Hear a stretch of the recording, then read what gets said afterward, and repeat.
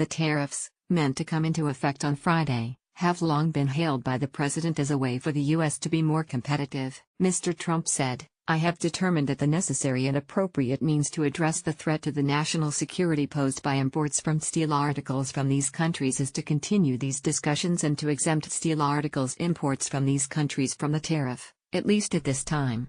Prior to the announcement, Angela Merkel had warned the U.S. leader that the EU would respond firmly if he did not exempt the bloc from his planned tariffs. The European Commission had already declared that it could challenge the tariffs at the World Trade Organization. Getting Mr. Trump's tariffs were meant to come into effect on Friday. Marcus Barer, the Director General of Business Europe, added to the threats against the White House by stating that there would be clear action if tariffs went ahead on Friday. He declared, "On this situation with the U.S., on trade, I think we have been very clear today again. Of course, we do not want an escalation.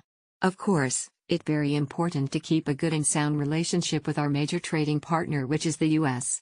At the same time, we are faced with what we would qualify as WTO breaching discuss safeguard, which means that number one, we still hope, and there has been some signs of optimism, which we are glad to hear, but we still hope Europe will be fully exempted because, to be honest, on a rational debate, it is simply not feasible to answer the question whether or not Europe is a security partner of the US or not. I think we are one of the closest, so we should get an exemption. At the same time, we need to protect our rights. We fully stand by the Commission in taking moderate, appropriate, balanced by also clear action in terms of necessity, because turning the other cheek in this case alone might not be enough."